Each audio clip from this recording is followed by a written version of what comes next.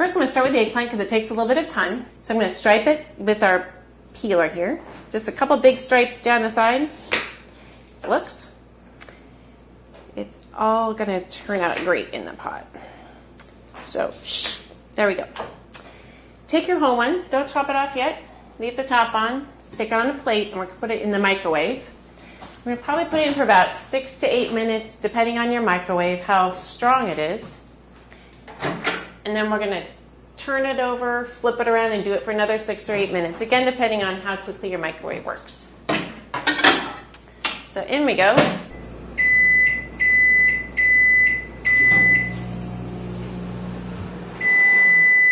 Okay, so this is the first 8 minutes is done. Let's grab a pair of tongs. Test the plate carefully, make sure you can, nope, still pick it up. It's pretty hot already. I'm just going to take it out and flip it over so it can cook on all sides. You see it's starting to just sort of deflate a little bit like a big balloon, but that's good. It means it's softening up. It's getting just right. So we're going to put it back in. I'm going to give this one another 8 minutes.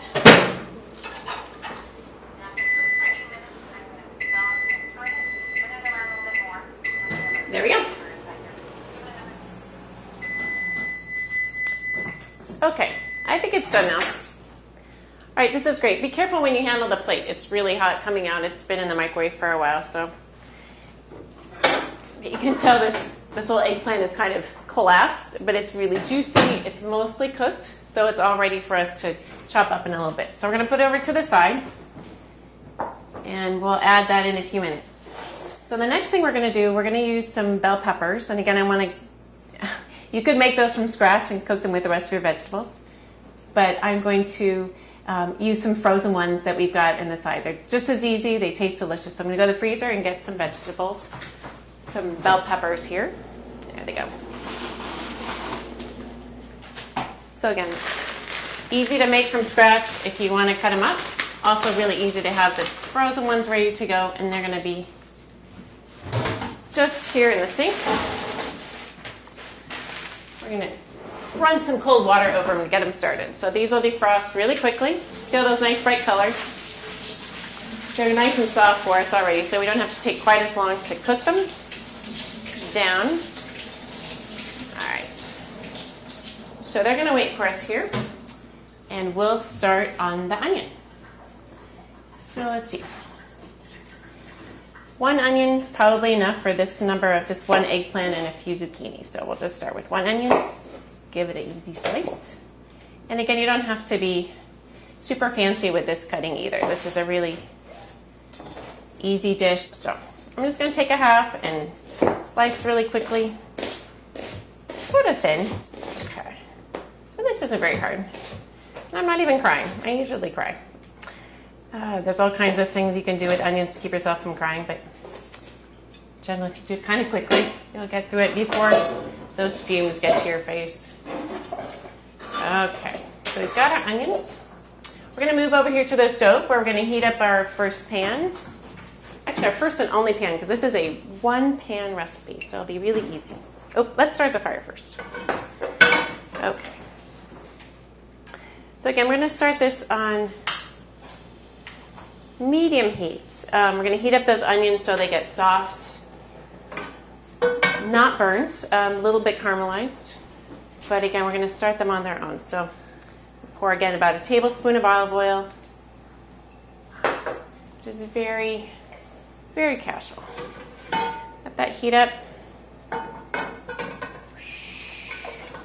Oh, I should have been able to heat up a little bit more. That's okay. All right, let me go grab a spoon. We're going to keep stirring those, so those are going to be ready in a few minutes. We're going to go back over and do the zucchini really quickly. Here I've got about 3 medium-sized zucchini, and again, depending on the little ones growing in your garden, or maybe you've left it grow too long and it's a giant one, it all depends on the size of your zucchini. We'll just rinse them off really quickly. Let's get the water part. There we go. Okay. Now, whatever works for you is great. If your kids like the word, if they don't like these particular things, it'll end up being kind of mushed together, so they can't always really tell what each individual thing is. It's fine.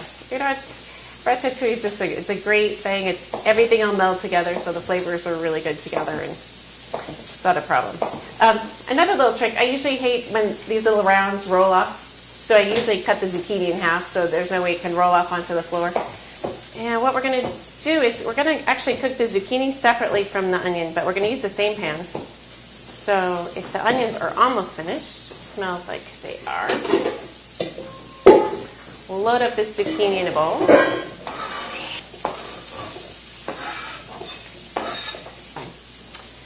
Okay, so we're going to come over here. I'm going to hold the zucchini off to the side a little bit. Keep stirring those onions. Oh, I probably could have cut those a little smaller. Okay, I don't want them to burn. I want them to stay soft. Oh, they smell good. Oh, there's nothing better than the cooked smell of sauteing onions. Delicious. I'm going to put these to the side because I want to cook the zucchini well enough that I don't want to burn the onions. So I'm just going to hold those over here and go back in their original pan. Okay. Before we start the zucchini, I'm going to put in a little extra olive oil so they have something to cook in. Again, another tablespoon. Doesn't have to be a lot. Let's stir it around. Okay. So in go the zucchini, or the courgettes, if you want to be French, use the courgettes. And again, give them a little stir. They're going to saute. An old-fashioned way in France would be to do just one layer at a time so everything gets perfectly cooked. But, you know, I think there's nothing wrong with a few nice soft, crunchy pieces or a few soft and really nice browned pieces of zucchini too. So they're all going to be cooked eventually. So we're just going to pop them in there. Separate the pieces out so they can breathe. And I think we'll leave this for the moment and just keep an eye on it. It'll take about 5 to 10 minutes, maybe a little less, to cook the zucchinis through. You just kind of keep an eye on them. And we'll come over here and get the tomatoes ready. So again, you could start with fresh tomatoes and peel them and slice them and seed them and do all that, which is fabulous. I just find, again, on the weekdays I want to do something a little simpler. So I will go with a canned tomato, and these are really fresh, really flavorful. These are no-salt versions if you can find them. I'll add my own salt later, but might as well start with this. So this is just a 14-ounce can of tomatoes. We're going to open up, and that'll go in with the vegetables on the stove. So give this a quick little turn. Okay. And I'm not going to drain them because all that good juice we want in with vegetables. So take the tomatoes, we're going to put those in with the zucchini. They'll just add a little bit more juice. All right, this zucchini looks all done, or close to done, which is good. You see the little cooked bits here, which are getting nice and soft, and everybody else is getting well cooked. So let's go ahead and add the canned tomatoes. Again, all that juice. Great. Let's mix that in. All right, we're going to put the onions back in. They can simmer in there with the rest of the veggies. Great. Oh yeah, everybody's getting good. All right, we're going to let that simmer while we cut up the eggplants. So let's go back. Check out this eggplant.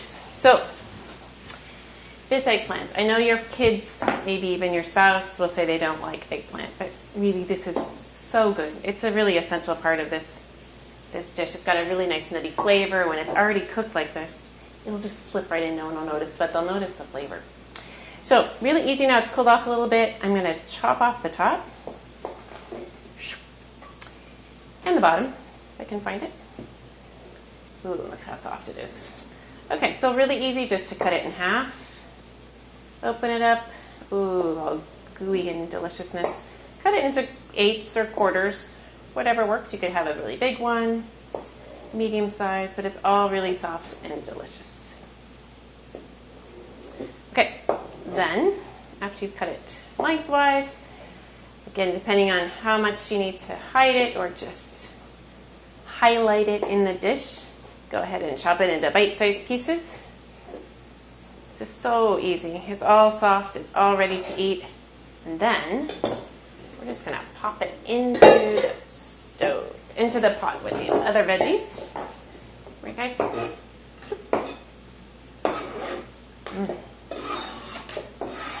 All the juice. Scrape all that juice in there.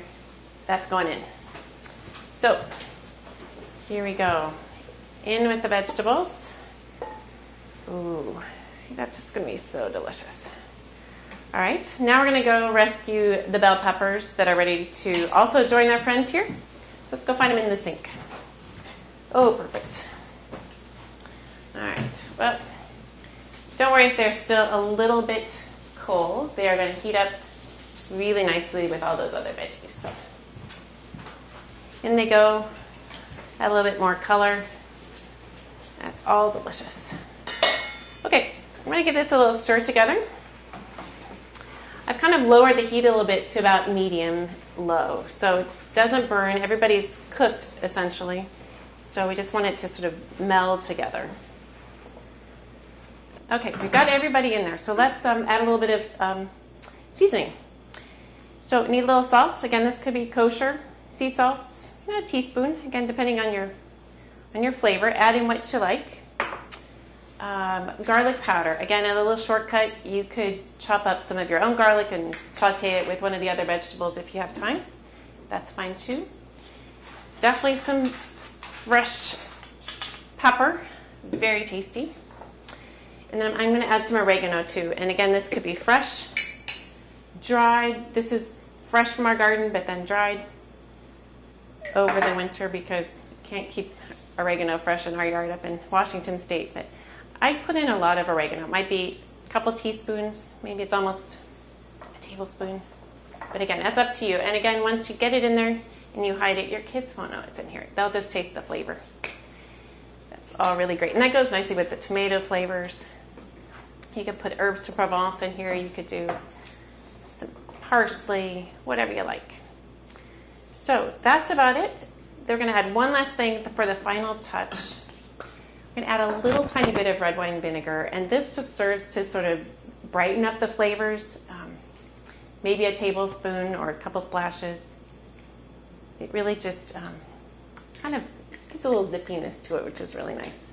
And again, this tastes great a couple days from now when it's been sitting around melding. It's also good right out of the pan. So this is it. Here we've got ratatouille going. All of these great vegetables. So again, you can make this ahead of time and keep it at room temperature. You can make it the day before and keep it in the fridge. It's just all delicious. Woo-hoo. And you're ready to go. Okay. All set. There we go. Ratatouille.